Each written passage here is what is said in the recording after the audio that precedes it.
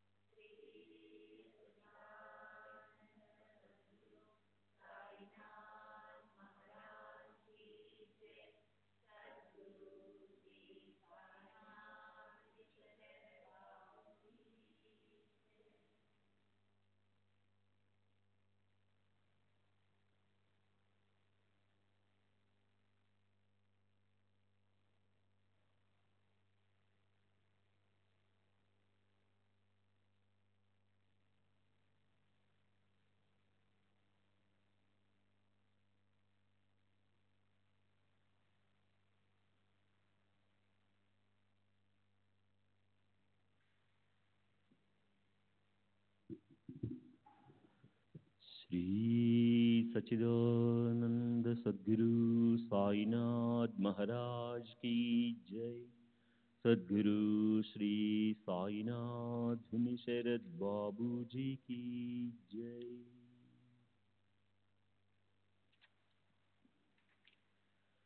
శ్రీ సాయినాథాయ నమః. శ్రీ సాయిబాబా సత్య చరిత్ర 51వ అధ్యాయం మొన్నటి తరువాయి. ఈ కథంతా విని శ్రోతలకు తృష్ణ పెరిగింది. వాళ్ళ ఉత్సాహం చూస్తుంటే ఓ చిన్న కథ చెప్పాలనిపిస్తుంది. సాధారణ సంసారులాగే మహాత్ములు కూడా తమ బంధు ప్రేమను వ్యక్తం చేస్తుంటారు, లేదా లోకంలో ఆదర్శం నెలకొల్పటంలో తమకున్న అత్యంత దక్షతలో ఉన్న మర్మాన్ని తెలుపుతారు. సాయి స్వయంగా తమ భక్తులకు శ్రేయస్సు కలిగించడానికి ఆయా పాత్రల్లో తామే ఆ రూపాన్ని ధరించి పారమార్థికం గురించి శిక్షణ ఇస్తారు. దీనికి సంబంధించిన సంక్షిప్త కథను శ్రోతలు జాగ్రత్తగా వినాలి. అప్పుడు మహాత్ములు ఏమీ చెప్పాపెట్టకుండానే మరో మహాత్ముల గురించిన ఆలోచనను ఎలా తెలుసుకోగలరో తెలుస్తుంది. ఓసారి గోదావరి నదీ తీరాన ఉన్న ప్రసిద్ధి చెందిన రాజమహేంద్రవరంలో ఉండే శ్రీ వాసుదేవానంద సరస్వతి స్వామి వచ్చారు. ఈయన గొప్ప దత్తభక్తులు. ఆయన్ని టెంబే స్వామి అని కూడా అంటుంటారు. ఈయన 1855లో మాణగాంలో జన్మించారు. సావంతవాడి, సింధుదుర్గం. 1914 సంవత్సరం గుజరాత్లో నర్మదా నదీ తీరాన గరుడేశ్వర దగ్గర సమాధి చెందారు. ఆయన గొప్ప అంతర్యామి, కర్మ మార్గం పట్ల చాలా గొప్ప అభిరుచి ఉన్న వ్యక్తి. ఆయన కీర్తిగంగ దరిత్రి మీద గర్జిస్తుండిపోయింది. కర్ణాకర్ణిగా ఈ గోష్ఠిని విని నాందేడ్ పట్టణంలోని పుండలీకరావు మొదలైన భక్తులు ఆయన్ని దర్శించాలని నిశ్చయించుకున్నారు. సరే, తరువాత ఈ భక్తులు బయలుదేరి రాజమండ్రి పట్టణానికి వచ్చారు. ప్రాతకాలంలో గోదావరి తీరాన ఉన్న స్వామి దర్శనానికి వెళ్లేందుకు తయారైనారు. తెల్లవారుజామున నాందేడు బృందమంతా నోటితో స్తోత్రాలు చదువుతూ గోదావరి వద్దకు బయలుదేరారు. స్వామి అక్కడే నిలబడి ఉండడం చూసి బృందం ఆయనకు సద్భావంతో సాష్టాంగ నమస్కారం చేసింది. సహజంగా క్షేమ సమాచారాలు విచారిస్తున్నప్పుడు షిరిడీ ప్రస్తావన వచ్చింది. సాయిబాబా పేరు చెవుల్లో పడగానే స్వామి చేతులు జోడించి నమస్కరిస్తూ ఇలా అన్నారు: మాకు ఆయన సోదరుడు, నిష్కాములు. మాకు ఆయనంటే ఎంతో ప్రేమ. తరువాత అక్కడున్న ఒక కొబ్బరికాయని తీసుకుని పుండలీకరావుకి ఇచ్చి ఇలా అన్నారు: మీరు షిరిడి వెళ్ళినప్పుడు మా సోదరుడి చరణాలకు నమస్కరించి దీన్ని ఆయనకు సమర్పించండి. ఆయనకు మా నమస్కారాలు చెప్పి ఈ దీనుడిపై కృప చూపమని చెప్పండి. ఇతన్ని మరిచిపోవద్దని, ఇతని మీద ప్రేమను నిరంతరం ఇలాగే కొనసాగించమని చెప్పండి. మీరు తిరిగి షిరిడి గ్రామానికి వెళ్ళినప్పుడు నన్ను గుర్తుపెట్టుకుని నా సోదరుడికి దీన్ని ఆదరపూర్వకంగా సమర్పించండి. మేము స్వాములం, ఎవరికీ నమస్కరించకూడదన్న నిబంధన మాకున్నప్పటికీ ఆ నియమాన్ని సందర్భానుసారం ఉల్లంఘించడం శ్రేయస్కరం. కనుక సాయి దర్శనం చేసుకునేటప్పుడు ఈ విషయాన్ని మర్చిపోకండి. గుర్తుపెట్టుకుని ఈ కొబ్బరికాయను సాయి చరణాలకు సమర్పించండి అన్న స్వామి మాటలు విని పుండలీకరావు ఆయన పాదాలు పట్టుకుని ఇలా అన్నాడు: స్వామి ఆజ్ఞను నేను పాటిస్తాను. స్వామి ఆజ్ఞను శిరసావహించి నేను ధన్యుణ్ణవుతాను. ఆ ప్రకారంగా స్వామికి అనన్యంగా శరణు వెళ్ళి పుండలీకరావు అక్కడి నుంచి తిరిగి నాందేడు వచ్చాడు. స్వామి సాయిబాబాను సోదరులు అన్నారు. అది అబద్ధమా? యావజ్జీవం అగ్నిహోత్రం జుహూయాత్ అంటే జీవించి ఉన్నంత వరకు అగ్నిహోత్రం అంటే ఉదయము సాయంత్రము అగ్నికి ఆహుతులిచ్చి దాన్ని సతతము రక్షించాలన్న వ్రతాన్ని పాటించడం. ఈ వేదవచనాన్ని అనుసరించి బాబా వ్యవహరించేవారు. జనులు దాన్ని ధుని అంటారు. అది బాబా ఎదుట నిత్యము రాత్రింబవళ్ళు వెలుగుతూ ఉంటుంది. అది బాబా వ్రతం. చిత్తశుద్ధిని కలిగించి పరమాత్మను ప్రాప్తింపజేయగల అందరికీ పూజ్యమైన అగ్నిహోత్రాది కర్మల లాంటి సాధనలను లోకంలో ఆదర్శం నెలకొల్పడం కోసం బాబా చేసేవారు. శ్రీ వాసుదేవానంద సరస్వతి కూడా యతి అంటే సన్యాసి, అలాగే అగ్నిహోత్ర వ్రతస్థులు కూడా. మరి ఆయన సాయిబాబాని సోదరుడని ఊరికే అనలేదు.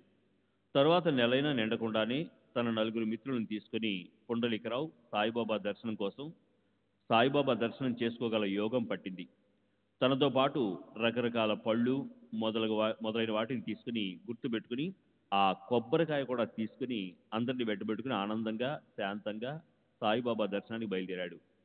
మన్మాడు స్టేషన్లో దిగినప్పుడు దాహం అవటం వల్ల కోపరగాం బండికి కొంచెం ఆలస్యం ఉందని ఒక చిన్న కాలువ దగ్గరికి వెళ్ళారు.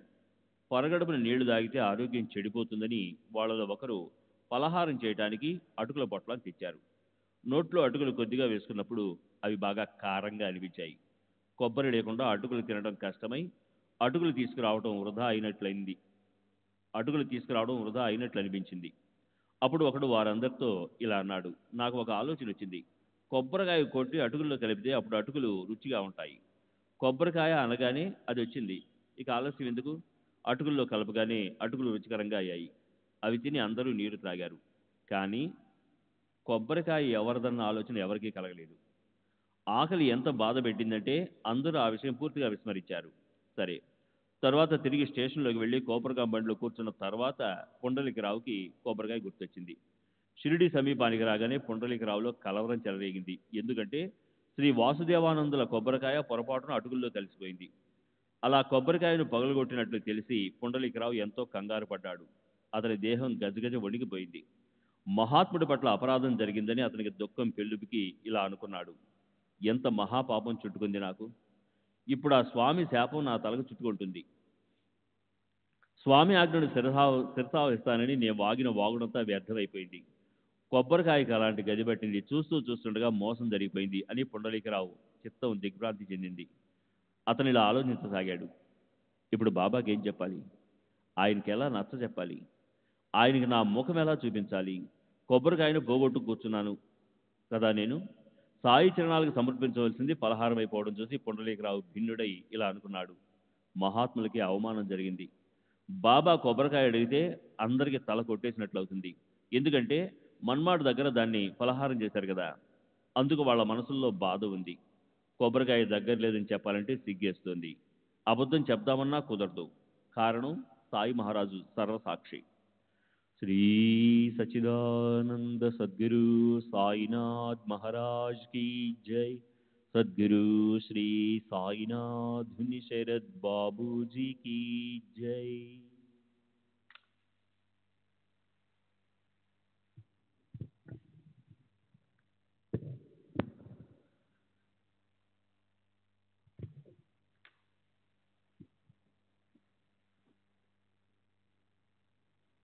సరే, సాయి దర్శనం చేసుకుని ఆ బృందం సంతోషించింది. వారి కళ్ళు ఆనందాశ్రువులతో నిండిపోయాయి. అందరి ముఖాలు వికసించాయి. మనం రాత్రింబవళ్ళు తంతు అంటే తేగే లేకుండానే సందేశాలు పంపిస్తాము. సాంకేతికంగా ప్రగతి సాధించామని అభిమానంతో ఆ విషయాన్ని గొప్పగా ప్రదర్శిస్తాము. కానీ దానికోసం ఎంతో డబ్బు ఖర్చు పెట్టి స్తంభాలు పాతవలసి వస్తుంది. ఈ మహాత్ములకు మాత్రం అలాంటి సాధనాలు అవసరం లేదు. మనసులతోనే వాళ్ళు సందేశాలు పంపిస్తారు. పుండలీకరావుకి కొబ్బరికాయ ఇచ్చే ముందు స్వామి తంతి లేని సందేశాన్ని సాయిబాబాకి పంపించారు. పుండలీకరావు దర్శనం చేసుకోగానే సాయిబాబా తామంతట తామే అతనితో ఇలా అన్నారు. నా సోదరుడు పంపించిన నా వస్తువు తీసుకురా. దానికి కిన్నుడైన పుండలీకరావు శ్రీ బాబా పాదాలు పట్టుకొని ఏం చెప్పమంటారు? క్షమించమని అడగటం తప్ప నాకు మరో ఉపాయం లేదు. కొబ్బరికాయ నాకు బాగా గుర్తుంది. కానీ నీటి దాహం తీర్చుకోవడానికి కాలువ గట్టుకి వెళ్ళినప్పుడు దాని విషయం అందరూ మర్చిపోయాము. అక్కడ అటుకులు పలహారం చేస్తున్నప్పుడు ఆ కొబ్బరికాయే పగలగొట్టి కలిపేశాము. మరో కొబ్బరికాయ తెస్తాను ఇప్పుడు. మీరు కోపడకుండా దాన్ని స్వీకరించండి అని కొబ్బరికాయ తేవటానికి పుండలీకరావు లేవబోతే సాయిబాబా అతని చేయి పట్టుకొని ఆపేశారు. పుండలీకరావు ఇంకా ఇలా అన్నాడు. పొరపాటున నా వల్ల మాట ఇవ్వబడి మోసగించటం జరిగింది. కృపతో మీరు నన్ను మీ వాణ్ణి చేసుకోండి.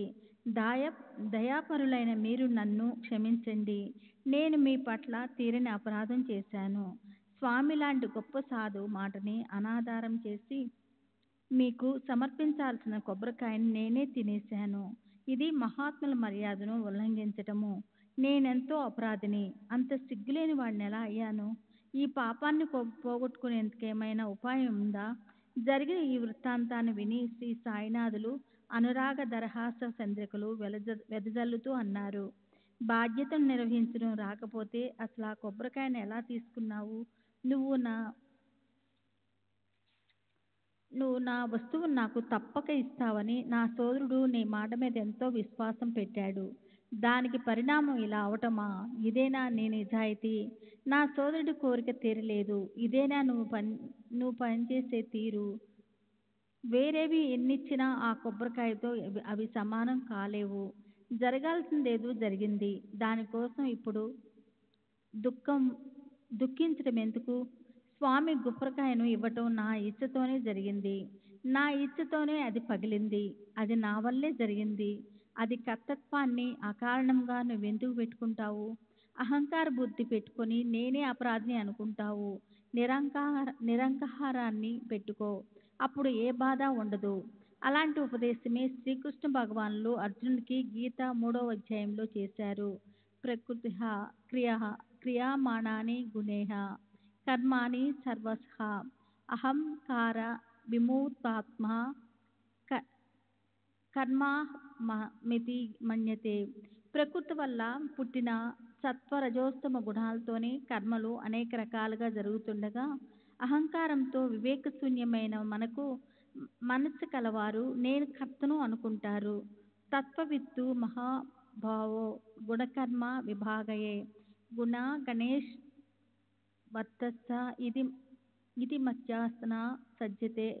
అయితే ఓ అర్జున వీర, గుణకర్మ విభాగాల తత్వాన్ని తెలిసిన జ్ఞానులు గుణాలు ఇంద్రియాత్మ గుణాల్లో శబ్దాది విషయాల్లో ప్రవర్తిస్తున్నాయని, ఆత్మస్వరూపుడైన తనకు అందులో ఏ సంబంధం లేదని తలచి కర్మల్లో సగం లేకుండా ఉంటారు.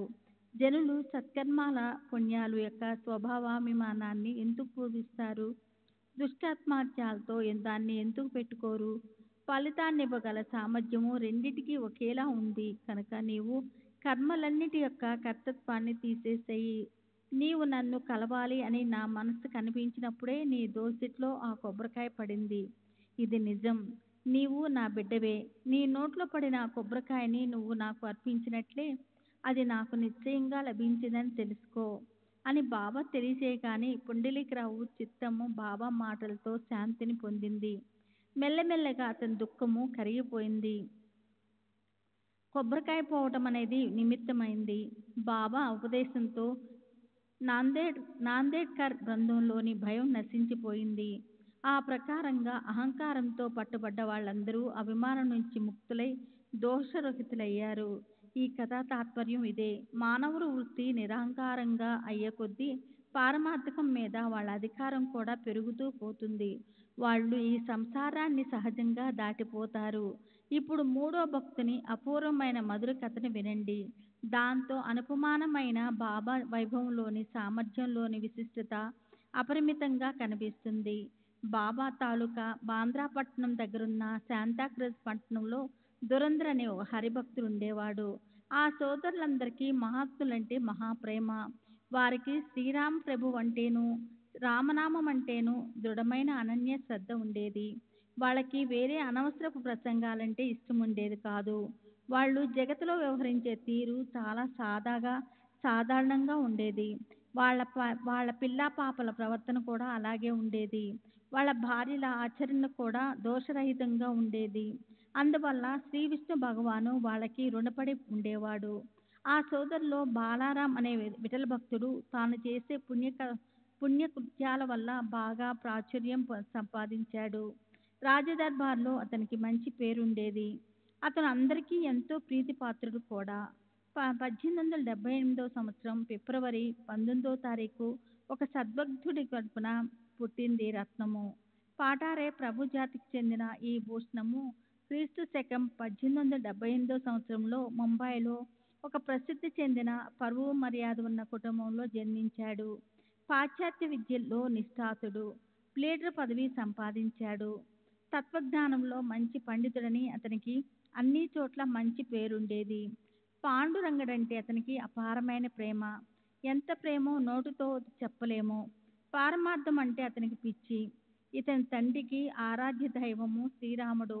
అయితే కొడుకేమో శ్రీ విఠలుడంటే భక్తి. యుక్తివాదాలు ఆకర్షణీయంగా మనోహరంగా చేసేవాడు.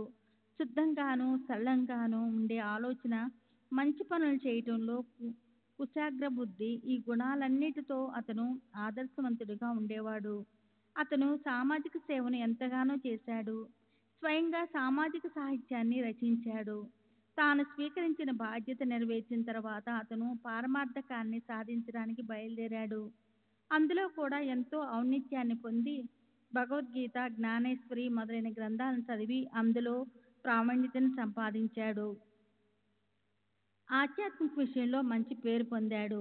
అలాంటి ఆ సాయి భక్తుడు క్రీస్తు శకం 1925 సంవత్సరంలో చిన్న వయసులోనే అంటే 47 సంవత్సరాల్లో కీర్తిశేషుడయ్యాడు. అతని చిన్న చరిత్రను శ్రోతలు వినండి. 1925 సంవత్సరం జూన్ నెల 9వ తారీఖున ఇహలోక యాత్ర ముగించుకొని అతడు విఠల్లో లీనమైనాడు. క్రీస్తు శకం 1912 సంవత్సరం ఏప్రిల్ నెలలో ఒక మంచి రోజు చూసి దురంధర్ సోదరులకి సాయి దర్బార్లో సాయి దర్శనానికి యోగ్య సమయం వచ్చింది. అంతకు 6 నెలల ముందు పెద్ద సోదరుడు బాపుల్జీ వామనరావును వెంటబెట్టుకొని షిరిడీ వెళ్ళి సాయి దర్శనం చేసుకొని ఆనందంతో తిరిగి వచ్చాడు. అతని ఆ మధురమైన అనుభవాన్ని అనుభవించడానికి బాలారాము మొదలైన వాళ్ళంతా అప్పుడు అక్కడికి వెళ్ళారు. వీళ్ళ రాకకు ముందే ఈ రోజు నా దర్బార్కి ఎంతో మంది ఇక్కడికి వస్తున్నారు అని బాబా అందరినీ చూస్తూ అన్నారు. ప్రేమజాల వారే ఈ కబురు ఇతర భక్తుల నుంచి విని షిరిడీ వస్తున్న విషయం మనం ఎవ్వరికీ చెప్పలేదే, మరి బాబాకి అది ఎలా తెలిసింది అని దురంధర సోదరులకు ఆశ్చర్యం కలిగింది. తర్వాత బాబాని కళ్ళెదుటే చూసి వారు పరుగున పోయి ఆయన పాదాలు కౌగిలించుకున్నారు. మెల్లమెల్లగా సంభాషణ నడిచి అందరికీ సుఖ సంతృష్టులు కలిగాయి. అంతేకాదు, ఈ బృందం రాకను చూసి బాబా నోటి నుంచి ఈ మాటలు జాలువారాయి. చూడండి, ఈ దర్బార్ చెందిన వారు ఈ దర్బార్కి చెందిన వాళ్ళు వస్తున్నారని నేను చెప్పా కదా, వాళ్ళు వచ్చేశారు. ఇంకా బాబా పలికిన ఒక్కో మాట వినండి. మనం ఒకరినొకరు 60 జన్మల నుంచి ఎరుగుదము. బాలారం మొదలైన విషయ సంపన్నులైన సోదరగణం శ్రీవారి చరణాలను చూస్తూ చేతులు జోడించి ఎదురుగా నిలబడ్డారు. శ్రీ సచ్చిదానంద సద్గురు సాయినాథ్ మహారాజ్ की जय। सद्गुरु श्री साईनाथुनि शरद बाबू जी की जय।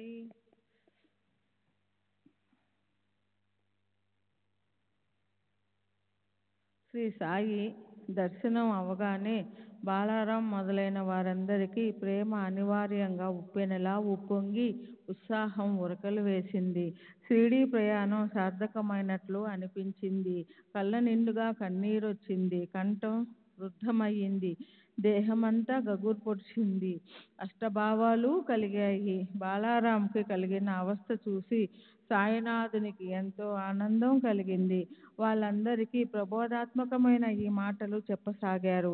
పెరిగే శుక్ల పక్ష చంద్రుడి కలలా అదేవిధంగా నన్ను భజిస్తూ ఎవరి భక్తి రోజు రోజుకి పెరుగుతూ ఉంటుందో, తమ మనోధర్మాల అంటే ప్రేమ, ద్వేషం, కామ, క్రోధాలు, మత్సరం మొదలైన మనోభావాలను నాకు అమ్మే భక్తులు నాకు ఆధీనం చేస్తారో వారు ధన్యులు. మనసులో దృఢ విశ్వాసం పెట్టుకొని గురు సేవకు ఉద్యుక్తులైన వారికి ఈశ్వరుడు రుణపడి ఉంటాడు. వారి వైపు ఎవ్వరూ వక్రదృష్టితో చూడలేరు. అరక్షణం కూడా వ్యర్థం కానీయకుండా హరి గురు భజనలపై నిరంతరం ప్రీతి ఉండే వారికి ఆయన అపరిమిత సుఖాన్ని ఇస్తారు. సంసారాన్ని నుంచి తరింప చేస్తారు. బాబా పలికిన మాటలు విని అందరి కళ్ళు వర్షించే ఆనంద అశ్రువుల జలపాతాలే అయ్యాయి. చిత్తం ప్రశాంతంగా అయింది. అంతఃకరణం కరిగిపోయింది. తర్వాత వందనం చేసి వాళ్ళంతా మమతానురాగ సౌరభాలను వెదజల్లే సాయిబాబా పలుకుల సుమ దళాల మాలలను తమ గలంలో వేసుకున్నారు. భక్తి పెళ్ళుబుకి వారి ఆనందం అంబరాన్ని చుంబింది. సరే, తర్వాత వాళ్ళు వాడాకొచ్చారు. భోజనం తర్వాత కొద్దిసేపు విశ్రాంతి తీసుకున్నారు. మధ్యాహ్నం 4-4:30 గంటలకు మళ్ళీ ద్వారకామాయికి వెళ్ళి బాబాకు సాష్టాంగ నమస్కారం చేశారు. బాలారం ఎంతో నమ్రతతో బాబా పాదాలు సుతారంగా నొక్కసాగాడు. బాబా చిలుంని ముందు పెట్టి దాన్ని పీల్చమని బాలారాంకి సైగ చేశారు.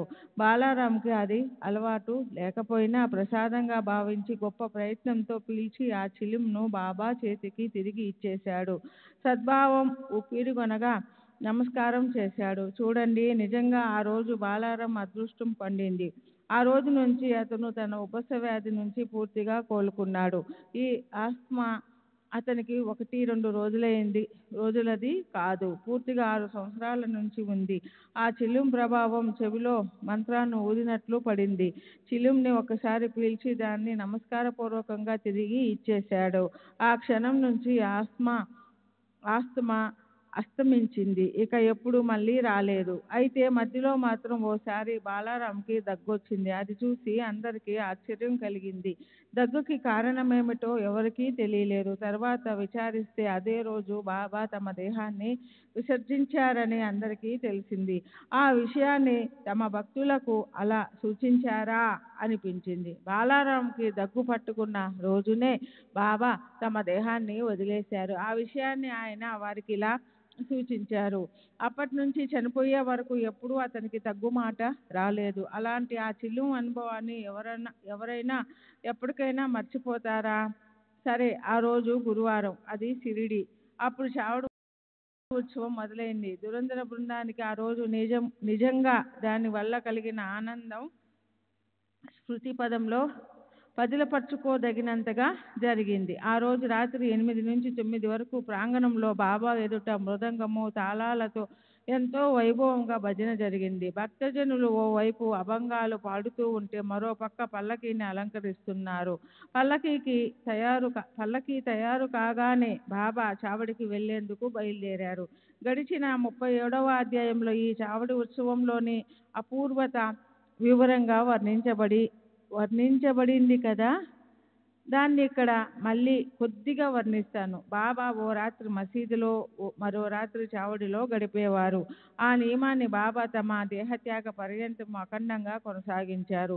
చావడి వైభవాన్ని చూడాలని ప్రేమిక భక్తుడు బాలారాంకి భలే ఉత్సాహం కలిగింది. దానికోసం దురంధర బృందం చావడి ఉత్సవం సమయానికి అక్కడికి వచ్చేశారు. షిరిడి క్షేత్రంలోని స్త్రీ పురుషులు బాబాను వెంటబెట్టుకొని ఉత్సాహంతో జయకారాలు చేస్తూ చావడి వైపు బయలుదేరారు. దేహంపై అందం కోసం జరీ వస్త్రము, అందమైన నగలు చేయబడిన శ్యామసుందరనే పేరు గల బాబాకి చెందిన గుర్రం ముందు వైపు థై థైమని నర్తిస్తుంది. బూరలు సన్నాయిలు మ్రోగుతూ ఉండగా అలంకరించబడ్డ శ్యామకర్ణ గుర్రంతో సహా పల్లకీ వెంట భక్తులతో పరివేషించబడి తలపై ఛత్రాన్ని ధరించిన శ్రీ సాయి ప్రదర్శనలో నడిచారు. భక్తజనులు చేతిలో ధ్వజాలను పతాకాలను పట్టుకుని శ్రీవారి తలపై ఛత్రాన్ని పట్టుకొని నెమలి ఈకల వీణలను వీస్తూ 4 వైపులా కాగడాలను పట్టుకున్నారు. మృదు మధుర మంజుల శబ్దాన్ని పలికించే మృదంగాలను, తాళాలు, తప్పెట్లు మొదలైన మధుర స్వర వాయిద్యాలను తీసుకుని భక్త బృందం భజన చేస్తూ బాబాకి 2 వైపులా నడిచింది. సరే, ఈ రమ్యమైన ఉత్సవం చావడి ఎదుటకు రాగానే బాబా ఆగి ఉత్తరం వైపు ముఖాన్ని తిప్పి విధిపూర్వకంగా చేతులు ఊపారు. కుడివైపున బాబా భగత్ మహల్సాపతిని బాబా భగత్ అని పిలిచేవారు. తన చేత్తో బాబా కొంగు అంటే భుజం మీద వేలాడే వస్త్రపు కొన పట్టుకున్నాడు. ఎడమవైపు తాత్యా పాటిల్ లాంతర పట్టుకొని నడిచాడు. అసలే బాబా ముఖం బంగారు వన్నెల గల ధవల ఛాయతో ఉంది. అందులోనూ దీప ప్రకాశంతో ఆయన రాగి కలిపిన సువర్ణమయ కాంతుల దీపికలను వెదజల్లుతూ సూర్యోదయానికి ముందు కనిపించే అరుణ కాంతులీనుతూ శోభించారు. ఆ సమయంలో అయ్యే ఆ పవిత్ర దర్శనం ధన్యం. ఉత్తర దిశ వైపు చిత్తాన్ని ఏకాగ్రం చేసి కుడి చేతిని కొద్దిగా పైకెత్తి ఆయన ఎవరినో పిలుస్తున్నట్లు అనిపించింది. అక్కడి నుంచి తర్వాత చావడి వైపుకు వెళ్ళి భక్తులు బాబాని సగౌరవంగా కూర్చోబెట్టి ఆయన దేహానికి చందనం అద్ది దివ్య వస్త్ర అలంకారాలను ధరింపజేశారు.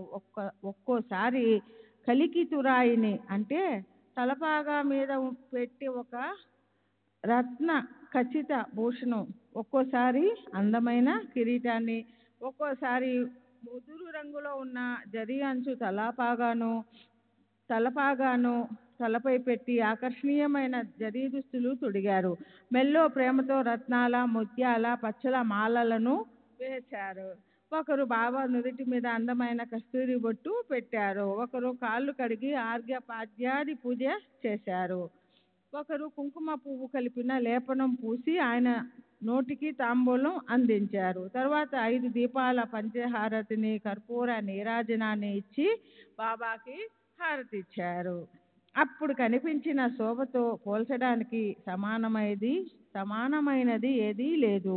పండరిపురంలోని పాండురంగడి మూర్తి ఏ దివ్య తేజస్సుతో శోభిస్తుందో అదే తేజస్సుతో సాయి ముఖం శోభిస్తూ ఉండడం చూసి దురంధరులు ఆశ్చర్యపోయారు. ఆకాశంలో మెరిసిన మెరుపు వైపు పృథ్వీలోని వారెవరూ ఎలా చూడలేరో అలాగే సాయి ముఖం వెదజల్లే కాంతుల మణి దీపాలతో వారందరి కళ్ళకి మిరుమిట్లు గొలిపింది. తెల్లవారుజామున కాగడహారతికి దురంధర బృందం వెళ్ళింది. అప్పుడు కూడా బాబా ముఖం పైన అదే రకమైన తేజస్సును చూశారు వారు. అప్పటి నుంచి బాలారాంకి సాయి చరణాలలో ఎంత నిష్ట పెరిగిందంటే చనిపోయేదాకా అది కొంచెం కూడా చెలించలేదు. ఓవి 226, 249. హేమాడ్ పంతు సాయి శరణాలకు శరణు వచ్చాడు. రాబోయే అధ్యాయంతో గ్రంథం పూర్తవుతుంది. సింహావలోకమైన అంటే సింహం పదే పదే వెనక్కి తిరిగి చూసే అలవాటు. సింహావలోకమై వర్ణించబడ్డ కథల గురించి మళ్ళీ పరిశీలించబడుతుంది. నా వైపు ఇప్పుడు చివరిసారిగా శ్రద్ధ పెట్టండి. సర్వులకి శుభమస్తు. ఈ ప్రకారంగా సత్పురుషులు సజ్జనులు ప్రేరణ కలిగించిన భక్త హేమాడ్ పంత్ రచించిన శ్రీ సాయి సమర్థుల సత్య చరిత్రలోని భక్త త్రయ వృత్త కథనం అనే పేరు గల 51వ అధ్యాయం ముగిసింది. శ్రీ సద్గురు సాయినాథ్ అర్పమస్తు. శుభం భవతు. శ్రీ సచ్చిదానంద సద్గురు సాయినాథ్ మహారాజ్ की जय. सद्गुरु श्री साईनाथुनि शरद बाबू जी की जय. सच्चिदानंद सद्गुरु साईनाथ महाराज की जय. सद्गुरु श्री साईनाथ निसरत बाबूजी की जय. 52వ అధ్యాయం శ్రీ సద్గురు మహత్మ్యం శ్రీ సాయి సచ్చరిత్ర ఫలశ్రుతి. గ్రంథకారుడి ప్రసాద యాచన. శ్రీ గణేశునికి నమస్కారం. శ్రీ సరస్వతీదేవికి నమస్కారం. శ్రీ గురు మహారాజుకి నమస్కారం. శ్రీ కులదేవతకి నమస్కారం. శ్రీ సీతా శ్రీ రామచంద్రులకి నమస్కారం. శ్రీ సద్గురు సాయినాథునికి నమస్కారం. ఇప్పుడు సింహావలోకనం. సింహం పదే పదే వెనక్కి తిరిగి చూసే అలవాటు లాగా గడిచిన వృత్తాంతం వైపు మళ్ళీ ఓసారి చూద్దాం. తరువాత గ్రంథ సారాంశం అవతరణిక ఇచ్చి గ్రంథాన్ని పూర్తి చేద్దాం. సాయి సదేహులుగా ఉన్నప్పుడు తమ భక్తులకు పదే పదే ఇచ్చిన అనుభవాలను గుర్తించుకోవటం కోసం వాటిని ఓ మాలగా గుచ్చి శ్రీ సాయిలీల మాసపత్రికకు రాశాను. శ్రీ సాయిలీల ఎంతో పవిత్రమైనది. అందులోని సచ్చరిత్ర కథామాలిక ఎన్నో రోజుల పాటు క్రమక్రమంగా ప్రచురించబడింది. ఇహ పరలోకాల శ్రేయస్సును ఉపదేశించగల మన గురువును అంటే శ్రీ సాయి చరిత్రను చదవాలి. ఈ కథా సంగ్రహాలు ఎన్నో ఉన్నాయి. శాస్త్ర పరిచయము విద్వత్తు లేని హేమాడ్ పంత్ చేతిలో వాటిని పెట్టి శ్రీ సాయిబాబా ఈ సచ్చరితను అతనిచే వ్రాయించారు. కొందరు గురువులు తమ వృత్తాంతాన్ని తమ నోటితో శిష్యులకు చెప్తారు. వారు నిర్వాణమయ్యాక శిష్యులకు ఆ చరిత్ర గ్రంథాలు వ్రాసేందుకు స్ఫూర్తి కలిగిస్తుంది. సాయిబాబా అనేక రకాలైన గొప్ప కథలను చెప్తున్నప్పుడు శ్రోతలు ఎంతగానో లీనమైపోయేవారు. ఆకలి దప్పులు విస్మరించేవారు. మమతల మధురామృతాన్ని పంచే సాయి రూపాన్ని చూసిన వారి 3 రకాల దుఃఖాలు నశించిపోతాయి. అలాంటి శక్తి ప్రభావం ఉన్న వారిని సవిస్తరంగా సరిగ్గా ఎలా వర్ణించాలి? అలా గొప్ప మనసున్నదన్న కీర్తి పొందిన ఆయన తమను ఆశ్రయించిన భక్తుల్ని ఉద్ధరించటానికి తమ చరిత్రను తామే వ్రాయింపచేసుకున్నారు. పవిత్ర గోదావరిలో స్నానం చేసి బాబా సమాధి దర్శనం చేసుకుని శ్రీ సాయి సచ్చరితను చదవాలి. అప్పుడు 3 రకాల దుఃఖాలు దిగంతాలకు పారిపోతాయి. దీనిలోని కథలు సహజంగానే చెప్పినా పరమార్థం తెలియకుండానే పరుగులతో వచ్చేస్తుంది. కనుక ఈ గ్రంథంపై దృష్టి పెడితే కోట్లాది పాపాలు నశిస్తాయి. జనన మరణాల కష్టాన్ని తప్పించుకోవాలన్న కోరిక కలవారు గురు పాదాల్లో అఖండ ఆసక్తిని, నామస్మరణ పట్ల భక్తిని కలుపుకోవాలి. ప్రమాదంతోనే అశ్రద్ధ వల్ల దానిని సరిగ్గా అర్థం చేసుకోలేకపోవటం, మిథ్యాజ్ఞానం కలుగుతుంది. దానివల్ల ఆత్మస్వరూపాన్ని తెలుసుకోలేము. దానివల్ల సర్వ అనర్థాలకు మూల కారణమైన జనన మరణాల పరిభ్రమణ ఉత్పన్నమవుతుంది. మోహం అంటే తప్పుడు జ్ఞానం. ఏది ఆత్మ కాదో అంటే ఉదాహరణకి శరీరము, మనసు, ఇంద్రియాలు మొదలైనవి. దాన్నే ఆత్మగా భావించి దాని గురించి అభిమానం పెట్టుకోవటాన్ని విద్వాంసులు మృత్యువు అని అంటారు. సాయి కథ అనే సాగరాన్ని చిలికి చెప్పిన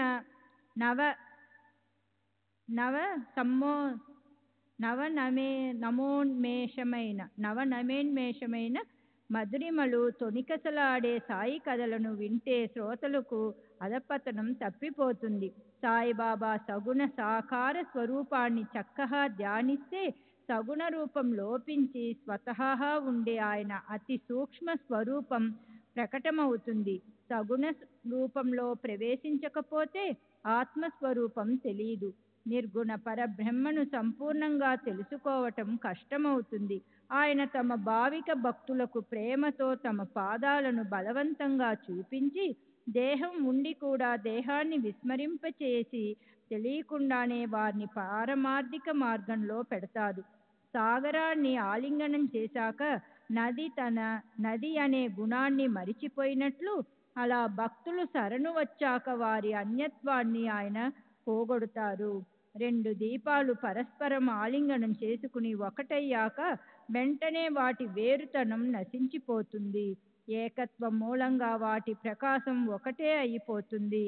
కర్పూరాన్ని దాని సుగంధము, సూర్యుణ్ణి అతని ప్రకాశము, బంగారాన్ని దాని వన్న నిశ్చయంగా ఎన్నటికీ వదిలిపెట్టవు. సముద్రంలో ప్రవేశించిన నది సంపూర్ణంగా సముద్రమే అయిపోయినట్లు, లేదా సముద్రంలో పడిన ఉప్పు వెంటనే సముద్రంలో ఏకరూపంగా అయిపోయినట్లు, అదే విధంగా సాయి చరణాలను శరణు అన్నాక భక్తుల అన్యత్వం మిగలదు. వారు తమ నేను అనే దాన్ని వదిలేసి అచ్చం సాయిలాగే అయిపోతారు. మెలకువతో ఉన్నా, స్వప్నంలో ఉన్నా, లేదా నిద్రిస్తున్నా, అలా ఏ స్థితిలో ఉన్నా వృత్తి సాయిమయమైతే సంసారాన్నించి నివృత్తి అంటే సంసార ఉపాధి పరిత్యాగం కాక మరి ఏమవుతుంది? సరే, ఇప్పుడు బాబా పాదాలకు నమస్కరించి నేను అడిగేది ఇదే. మిమ్మల్ని తప్ప నా మనసు వేరే దేన్ని కోరకూడదు. బ్రహ్మ నుంచి చిన్న మొక్క వరకు కుండలోనూ లేదా ఇంట్లోనూ వ్యాపించి ఉండే ఆకాశంలాగా లోపల బయట సమస్త ప్రాణుల్లోనూ నిండి ఉండి, భేదభావం అసలు తెలియని, మాన అవమానాలను లెక్క చేయని, మనసుకి అయిష్టాలు లేని, అందరినీ సమదృష్టితో చూసే ఆ సాయి సమర్థులకు శరణందాం. ఆయన్ని స్మరిస్తే కోరినవన్నీ లభిస్తాయి. ఆయన చరణాలపై సంపూర్ణంగా తలపెట్టి కృతార్థులం అవుతాం. ఇప్పుడు సజ్జనులైన శ్రేష్ఠ శ్రోతలారా, మీకందరికీ నా నమస్కారం. మనది గొప్ప స్నేహం. మీకు నిజంగా నేను చేసే విన్నపాన్ని వినండి. నెల నెల అవకాశం చూసుకుని ఎవరి కథలను మనం ఇప్పటి వరకు విన్నామో వాటిని క్షణం కూడా మరచిపోకండి. మీరు ప్రేమపూర్వకంగా విన్న ఆ కథలకు భక్తనైన నాకు సాయిబాబా సంతోషాన్ని కలిగిస్తారు. శ్రోతలకు శ్రద్ధ లేనంత వరకు వక్తకు సంతోషం కలుగదు. పరస్పరం సంతోషించకపోతే వినటం, వినిపించటం అనేదంతా కేవలం అనవసర శ్రమే అవుతుంది. ఈ సంసార సాగరాన్ని తరించటం చాలా కష్టం. దీనిలో మోహమనే అలలు అనివార్యంగా ఎగిసిపడుతూ అభిచారమనే తీరాన్ని ఉరుసుకుంటూ ప్రవహిస్తాయి. ధైర్యమనే పెద్ద పెద్ద వృక్షాలను పడేస్తాయి. అహంకారమనే గాలి వీచటం వల్ల ఈ భవసాగరమంతా అల్లకల్లోలమై అక్కడ క్రోధము, ద్వేషము మొదలైన రూపాలతో మహామొసళ్ళు స్థావరమేర్పరుచుకుంటాయి. నేను, నాది అనేవే మొసళ్ళు. వాసన వికల్పాలనే సుడిగుండాల్లో నింద, అసూయలు అనే లెక్కలేనన్ని జలచరాలు తేల్తుంటాయి. అలా ఆ సాగరం ఎంతో భయంకరంగా ఉన్నప్పటికీ అగస్తి అనే సద్గురువు వాటిని త్రాగేయగలరు. అగస్త్యముని మిత్ర వరుణులకు కలిగిన పుత్రుడు. అతన్ని కుంభజుడు అంటారు. సముద్రంలో దాక్కున్న కాలేయం అనే పేరుగల దైత్యుణ్ణి చంపడానికి దేవతల విన్నపంతో ఒకసారి అతను సముద్రాన్ని తాగి పారేశాడు. మహాభారతం వనపర్వం అధ్యాయం 105. ఆ సద్గురు చరణ రజానికి దాసులైన వారికి దానివల్ల ఏమాత్రం భయం ఉండదు. కనుక ఈ భవసాగరాన్ని దాటించగల సాయి సమర్థులను మనం ఆశ్రయిద్దాం. మనందరినీ ఆయన ఆవలి తీరానికి చేరుస్తారు. ఈ భవసాగరం ఎంతో భయంకరమైనది. సాయి చరణాలు అనే నావ చేసుకుంటే ఆవలి తీరాన్ని సురక్షితంగా చేరుకుంటాం. శ్రద్ధ యొక్క విలక్షణం అలా ఉంటుంది. అలాంటి వ్రతాన్ని పాటిస్తే సంసారంలోని దుఃఖోద్వేగాలు ఉలిదెబ్బ తీవ్రంగా భావించదు. దీనికన్నా చక్కటి లాభం మరొకటి ఉండదు. ఈ శక్తే మనకి ఉపయోగపడుతుంది. సాయి చరణాల్లో అనన్య భక్తి కలుగుగాక, సాయి మూర్తి కళ్ళల్లో నిండిపోగాక, సాయినే సమస్త ప్రాణుల్లో చూడుగాక. అలాంటి స్థితి భక్తులకు కలుగుగాక. ఇష్టం వచ్చినట్లు వ్యవహరించే స్వభావం వల్ల పూర్వజన్మ జారిపోయింది. కానీ ఇప్పుడైనా సద్గతి పొందడానికి విషయ భోగాలను త్యాగం చేయగలుగుగాక. శ్రీ సమర్థులు వెనక ఉండే మన మీద ఎవరు చెయ్యి వెయ్యలేరు. అలాంటి విశ్వాసంతో నిర్భయంగా ఉండే సాయి భక్తులు ధన్యులు. శ్రీ సచిదానంద సద్గురు సాయినాథ్ మహారాజ్ की जय. सद्गुरु श्री साईनाथ निसरत बाबूजी की जय. श्री सच्चिदानंद सद्गुरु साईनाथ महाराज की जय. सद्गुरु श्री साईनाथ निसरत बाबूजी की जय. సరే, ఇప్పుడు మనసులో బాబా పాదాలు పట్టుకుని భక్తులందరి కోసం ఒక ప్రార్థన చేయాలనిపిస్తుంది. ఈ గ్రంథాన్ని అందరూ ఇళ్లల్లో నిరంతరం మళ్ళీ మళ్ళీ చదవాలి. ఈ గ్రంథాన్ని నియమంగా ప్రేమతో పారాయణ చేసేవారి సంకటాలు దూరమవుతాయి.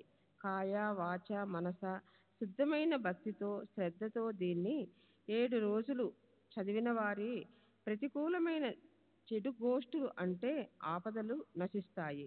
ఈ గ్రంథం ఆధ్యాత్మ రూప దారాలతో నేయబడింది. శ్రీకృష్ణుడు, బ్రహ్మ వీరి గోష్ఠితో నిండిపోయి ఉంది. బ్రహ్మ ఆత్మ వీటి ఐక్యత మధురిమతో ప్రఫుల్లమైపోయింది. అప్పుడు జీవుడు శివుడు అంటే పరమాత్మ ఒక్కడే అన్న అభిప్రాయంతో ఆ మధురిమను ఎన్నడూ లేనంతగా పొంగి వరదలై పారింది. ఏకనాథ మహారాజు గారి కావ్యమనే నందనవనంలో ఆ మధురిమ ఎన్నడూ లేనంతగా పొంగి వరదలై పారింది. ఏకనాథ మహారాజు గారి కావ్యమైన నందనవనంలో 31 భాగాల ఏకనాథ భాగవత బృందావనంలో మధురమైన మనోహరమైన పాలతో చేసిన పిండి వంటలకు జ్ఞానులు అజ్ఞానులు ఇద్దరూ ఆసక్తి చెంది లీనమవుతారు. ఈ సచ్చరిత్ర వింటే లేక నియమంగా పారాయణ చేస్తే సాయి సమర్థులు సంకటాలను వెంటనే నివారిస్తారు. ధనంపై కోర్కెను పెట్టుకున్న వారికి ధనం ప్రాప్తిస్తుంది. శుద్ధ వ్యవహారాల్లో పూర్తిగా కీర్తి కాంత వరిస్తుంది. వారి వారి శ్రద్ధను బట్టి వారికి ఫలితం వస్తుంది. శ్రద్ధ లేకపోతే ఏ అనుభవమూ కలుగదు. పూజ్యభావంతో గ్రంథాన్ని పఠిస్తే సాయి సమర్థులు సుప్రన్నులవుతారు. అజ్ఞానమనే దారిద్రాన్ని నశింపచేసి జ్ఞానమనే ధన సంపన్నతను ఇస్తారు. ఈ గ్రంథాన్ని రచించాలన్న ఆలోచన సాయిదే. అది ఆయన గుప్త ఇచ్ఛ. ఆయన చరణాల్లో ఆసక్తి పెట్టుకున్న భక్తుల జీవితం ధన్యం. చిత్తాన్ని చక్కగా ఏకాగ్రం చేసి ఈ చరిత్రను నియమంగా గొప్ప నిష్ఠతో ప్రతిరోజు ఒక అధ్యాయమైనా చదివితే అపరిమిత సుఖం లభిస్తుంది. మనసులో స్వహితాన్ని కోరుకునేవారు నిజంగా మనస్ఫూర్తిగా ఈ గ్రంథాన్ని చదివితే ఆనందంతో పొంగిపరాలి. సాయి చేసే ఉపకారం జన్మ జన్మల వరకు స్మృతిపథంలో ఉండిపోతుంది. గురు పూర్ణిమ, గోకులాష్టమి, పుణ్యతిథి, శ్రీరామనవమి లాంటి శ్రీ సాయి ఉత్సవ రోజుల్లో నియమంగా ఈ గ్రంథాన్ని మన ఇళ్లల్లో చదవాలి. శ్రీ సచిదానంద సద్గురు సాయినాథ్ మహారాజ్ की जय. सद्गुरु श्री साईनाथ निसरत बाबूजी की जय.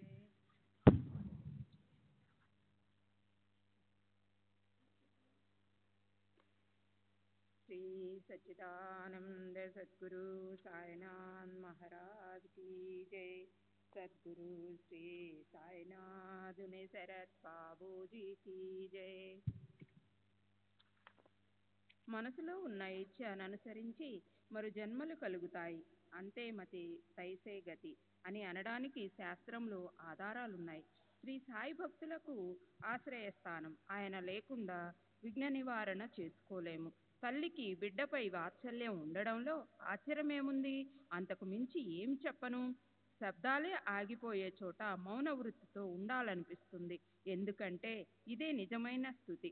మోక్షంపై తీవ్ర ఇచ్చ పెట్టుకొని నిత్యము శుద్ధ కర్మలు చేసి శ్రవణాది నవవిధ భక్తులను సేవిస్తే అంతఃకరణ శుద్ధమవుతుంది. కానీ ఇదంతా సద్గురు కృప లేకుండా కలగదు. అది లేకపోతే పరబ్రహ్మం జ్ఞానం ప్రాప్తించదు. బ్రహ్మైవాహనం, నేను స్వయంగా బ్రహ్మను అనేది గుర్తుకు రాదు. గురువుపై శ్రద్ధ ఉండదు. గురు శిష్యులు సంబంధం తండ్రి బిడ్డల సంబంధంలా ఉంటుంది అనడం, గురువుని తండ్రితో పోల్చడం నామమాత్రమే.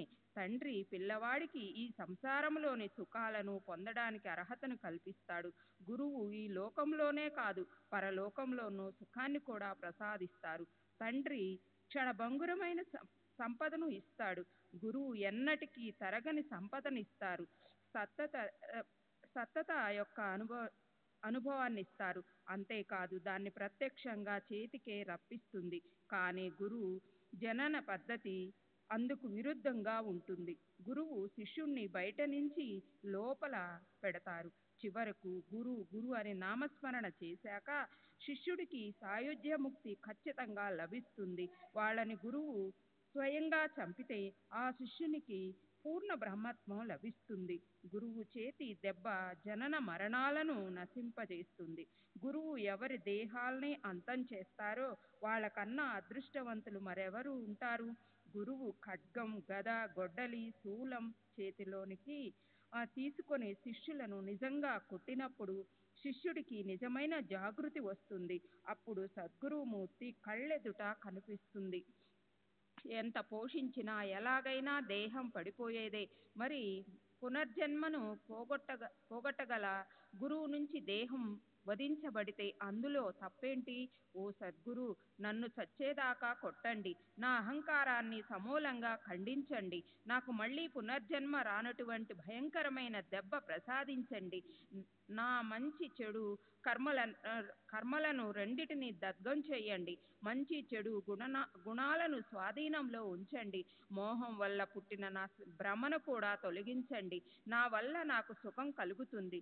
నా శంక కుశంకలను తీసేసి నాకు స్థిరమైన దృఢమైన నిర్వికల్ప స్థితిని కలగజేయండి. నాకు పుణ్యము వద్దు, పాపము వద్దు. ఈ జన్మలను తీసుకునే నిరర్ధకమైన శ్రమ వద్దు. మిమ్మల్ని శరణంటే మీరు నాలుగు పక్కల అంటే తూర్పు, పడమర మొదలైన అన్ని దిశల్లోనూ నిలబడి ఉన్నారు.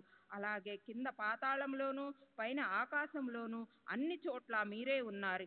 నాలో కూడా మీరే ఉన్నారు. ఇంతకన్నా ఎక్కువేం చెప్పను.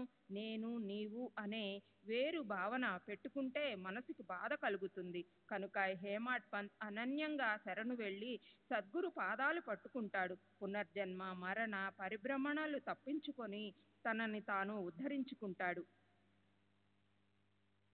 శ్రీ సచ్చిదానంద సద్గురు సాయినాథ్ మహారాజ్ की जय. सद्गुरु श्री साईनाथ शरद बाबू जी की जय. హేమాడ్ పంత్ని నిమిత్తం చేసుకుని తమ ఈ సచ్చరిత్రను అసంఖ్యాక భక్తులను ఉద్ధరించడం కోసం ఆయన రచించారు. ఈ కృతికమైన చిన్న విషయమా? శ్రీ సాయి సమర్థులు ఈ చరిత్ర నా చేత రచించబడడం అనేది ఒక అద్భుతం. కాకపోతే సాయి కృప అనేదే లేకపోతే పామరుణ్ణైన నేను దీన్ని రచించడం అసంభవం. సాయిబాబాతో నాకున్న సంబంధం కొద్ది రోజులయ్యింది. మహాత్ములను గుర్తించగల శక్తి నాకు లేదు. శోధిక దృష్టితో చూడగల సామర్థ్యం దేహంలో లేదు. ఏ విషయాన్నైనా సదా సంశయంతో చూడడం అనే అలవాటే ఉంది. ఎన్నడూ అనన్యభావంతో ఉపాసన చేసి ఉండలేదు. ఎన్నడూ ఒక క్షణం పాటు కూడా భజనలో కూర్చోనూ లేదు. అలాంటి నా చేత తమ చరిత్ర రాయింపచేసే లోకులకు చూపించారు. తాము ఇచ్చిన మాటను నిలబెట్టుకోవడానికి ఈ గ్రంథాన్ని గుర్తు చేయించి ఆయన తమ బాధ్యతను పూర్తిగా నెరవేర్చారు. హేమాడ్ పంతు అన్నది ఊరికే నామమాత్రమే. ఒకానొక దోమ అన్నిటిలోనికి శ్రేష్టమైన మేరు పర్వతాన్ని ఎత్తటం లేదు. ఓ పిట్ట సముద్రాన్ని ఖాళీ చేయడం అనేదే ఎప్పటికైనా సాధ్యమా? కానీ వెనక సద్గురువు ఉంటే ఆయన అద్భుతాలు చేస్తారు. సరే సోదరులారా, ఇప్పుడు నేను మీకు నమస్కరిస్తున్నాను. ఈ గ్రంథం పూర్తయింది. చిన్న పెద్ద శ్రోతలందరికీ వరుసగా నా సాష్టాంగ నమస్కారం. చక్కని మీ సాంగిత్యంలో, సాయ చరిత్రలో ఈ కథ సప్తాహాన్ని నేను ముగించాను. వాస్తవానికి నేను ముగించాననడానికి మాత్రం నేనెవరిని? అదే కేవలం వ్యర్థమైన అహంకారమే. సాయి సూత్రధారులుగా ఉన్న చోట నేను పూర్తి చేశానని అనుకోవడానికే నేనెవరిని? అయినా క్లేశానికి మూల కారణమైన అభిమానాన్ని త్యాగం చేసే మన గురువుగారి సుగుణాలను పదే పదే గానం చేస్తాను. అంతఃకరణంలోని తీవ్రతని తెలుసుకోగల ప్రబోధాత్మకమైన శబ్దాలనే ఈ ధార్మిక కార్యాన్ని నేను ముగిస్తాను. ఇక్కడికి ఈ గ్రంథం పూర్తయింది. నా మనోవాంఛ నెరవేరింది. సాయి కార్యం పరిపూర్ణంగా ముగిసింది. నేను కూడా కృతార్థుడయ్యాను. ఈ గ్రంథాన్ని పూర్తిగా చదివితే మనోకామాలను నెరవేరుతాయి. సద్గురు శరణాలను హృదయాల్లో పెట్టుకుంటే సంసార సాగరాన్ని దాటగలుగుతాము. రోగాలకి ఆరోగ్యం ప్రాప్తిస్తుంది. దరిద్రులు ధనార్థులవుతారు. శంకర్లు కుశంకర్లు పెట్టుకునే వారికి స్థైర్యం కలుగుతుంది. నిరుపేదలకు దానం చేయగల శక్తి లభిస్తుంది. ఈ గ్రంథ పారాయణ చేస్తే భూతపేతాల పీడ పోయి మూర్ఛ రోగములకు నయమవుతుంది.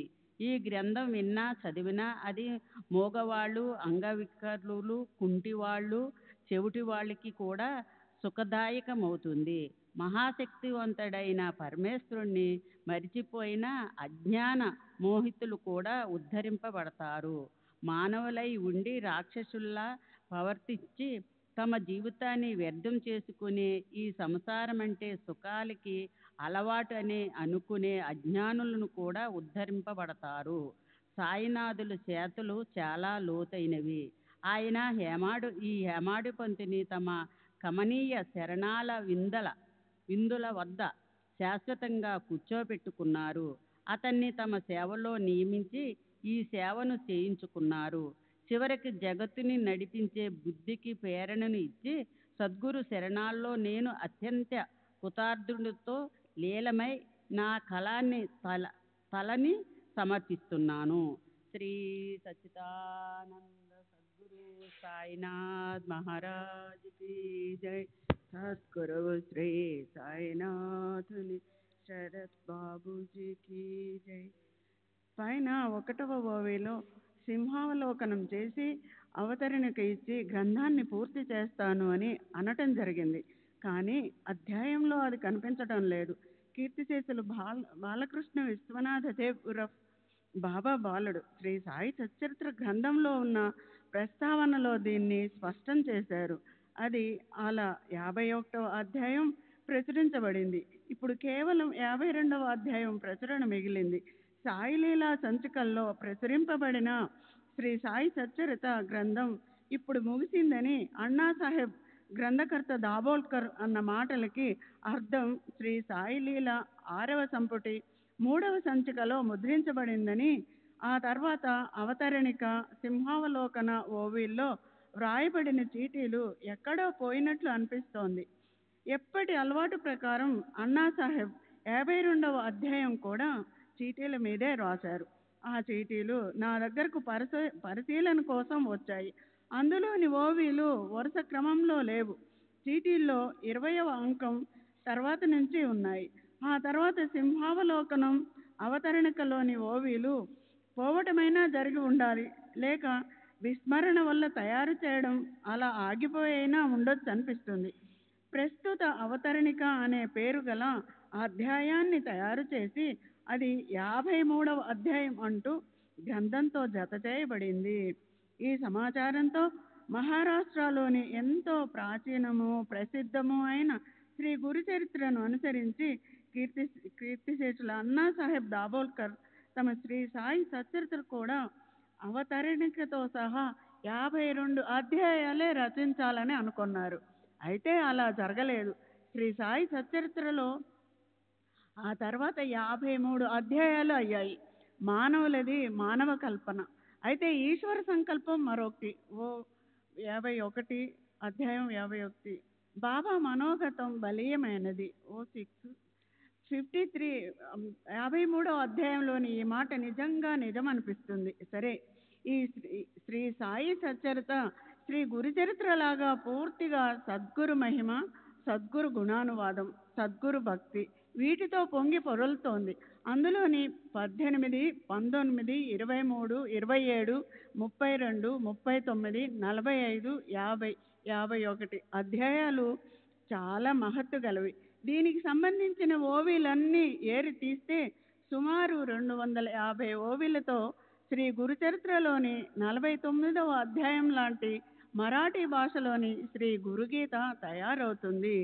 స్వయంగా చరిత్రకారుడు అన్నాసాహెబ్ దాబోల్కర్ గురించి ఆలోచిస్తే 2వ అధ్యాయంలో ఇదే నా గురువు వల్ల ప్రయోజనం, ఒక పుత్రుణ్ణి కూడా రక్షించలేదు, గురు సాంగత్యంతో ఇదేనా లాభం, కర్మలు ఇలా ఉంటే గురువు మాత్రం ఏం చేస్తారు, గురువు వెనుక పరుగులు పెట్టడం ఎందుకు, సుఖాన ఉన్న ప్రాణాన్ని దుఃఖంలో పడేసుకోవడం ఎందుకు, ఎవరిని వారు ఉద్ధరించుకోవాలి అని స్మృతివచనం గర్జిస్తోంది అని దృఢంగా చెప్పే అన్నాసాహెబ్ శ్రీ సాయిబాబా సాన్నిధ్యంలోకి రాగానే 16వ అధ్యాయంలో ఇలా అంటారు: గురువు కన్నా గొప్పవారు, ఉదారులు త్రిభువనాల్లో ఎవరూ లేరు. శరణన్న వారికి ఆశ్రయమిచ్చే ఆయనకి శరణంలో. తర్వాత 32వ అధ్యాయంలో అంటారు: శ్రీ సచ్చిదానంద సద్గురు సాయినాథ్ మహారాజ్ కీ జై, సద్గురు శ్రీ సాయినాథుని శరత్ బాబూజీ కీ జై. మనసుని గట్టిగా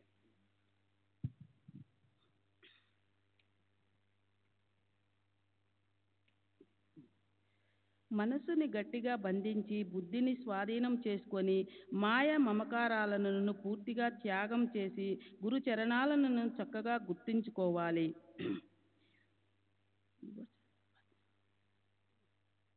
42వ అధ్యాయంలో ఆయనకి తెలిసింది అంటే సారాంశము, గురుకృప కలిగితే సంసారానికి చెందిన పునర్జన్మ భయాలు తొలుగుతాయి.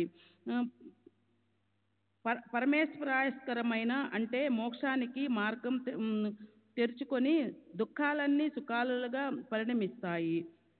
నిత్యము సద్గురు శరణాలను స్మరిస్తే విఘ్నాలు కరిగిపోయి మరణానికే మరణం వచ్చి సంసారం దుఃఖం నిర్మింపబడుతుంది.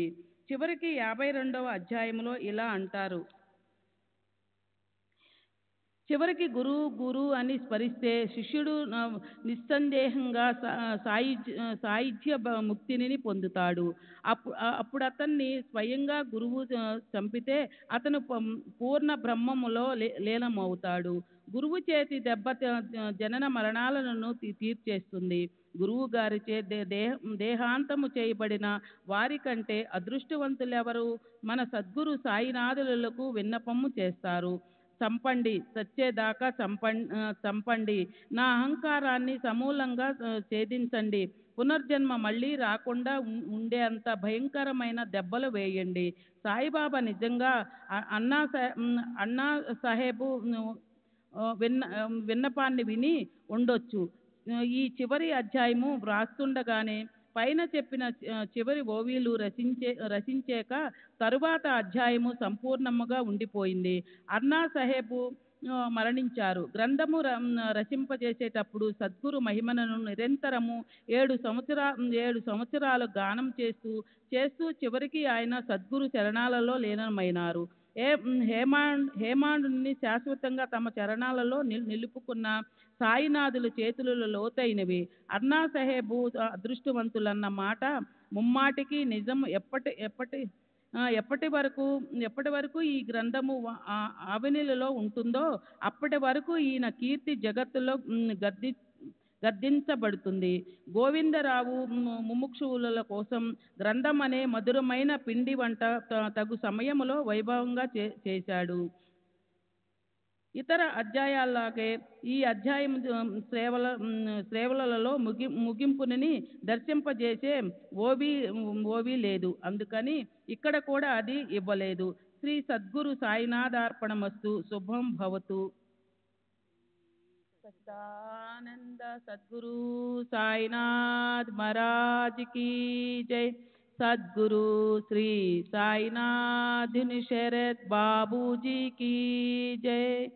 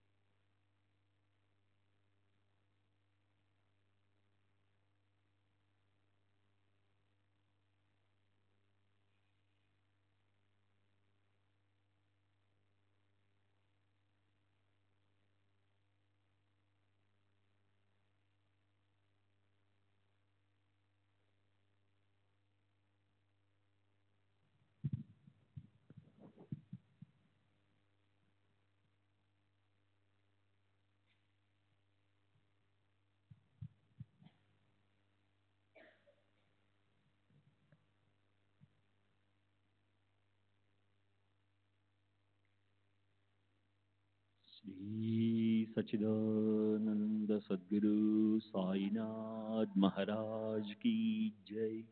सद्गुरु श्री साईनाथ शरद बाबू जी की जय।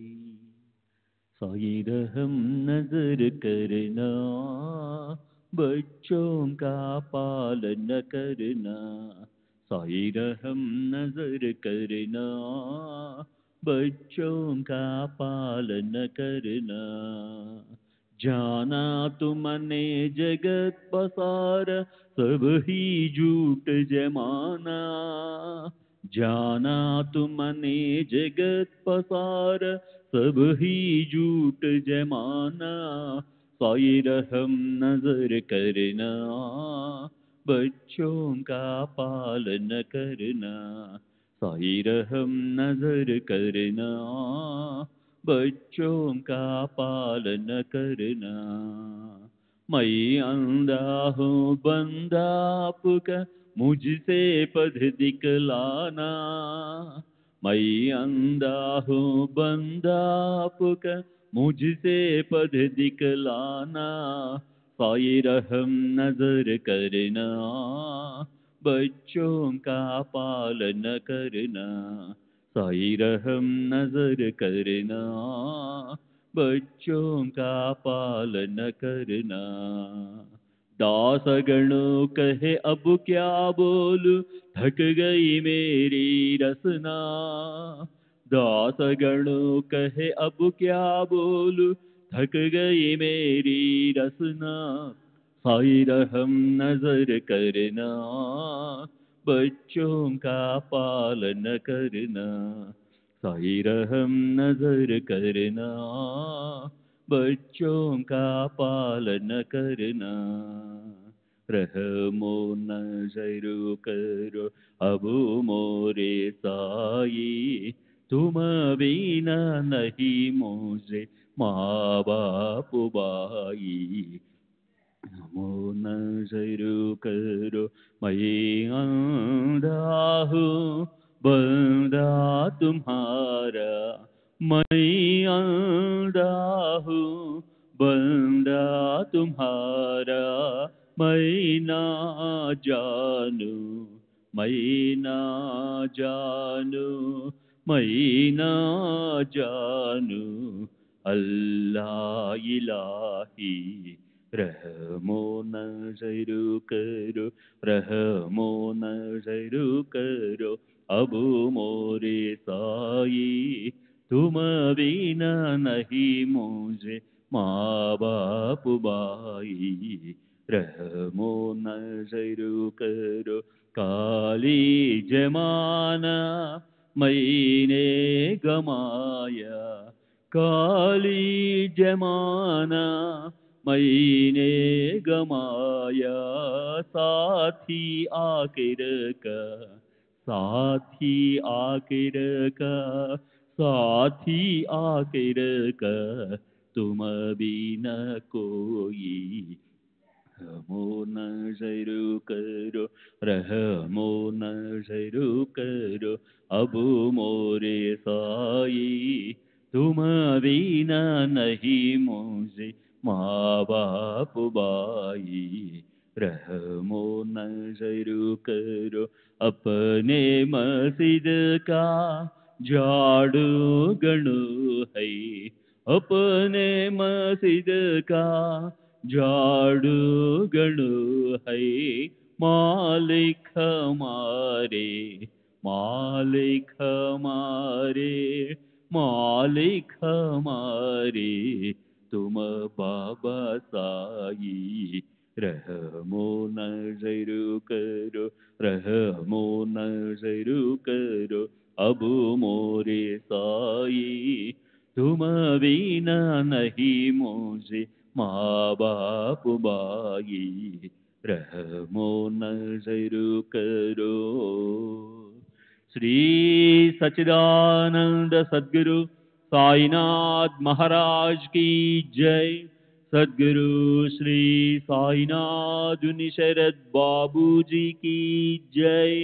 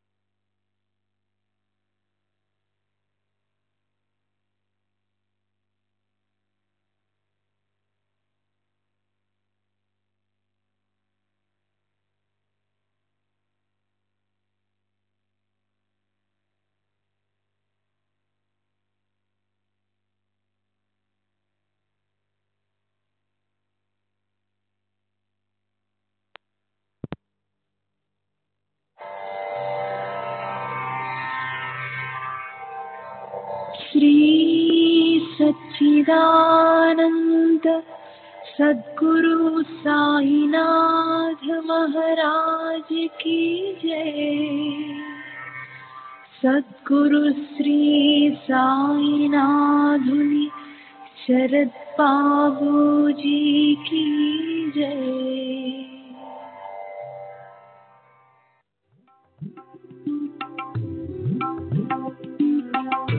साई बाबा, साई बाबा, साई बाबा,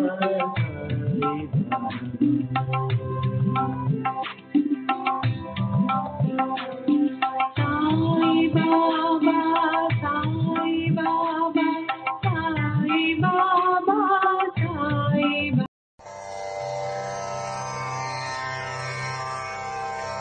श्री सच्चिदानंद सद्गुरु साईनाथ महाराज की जय। सद्गुरु श्री साईनाथुनि शरद बाबू जी की जय।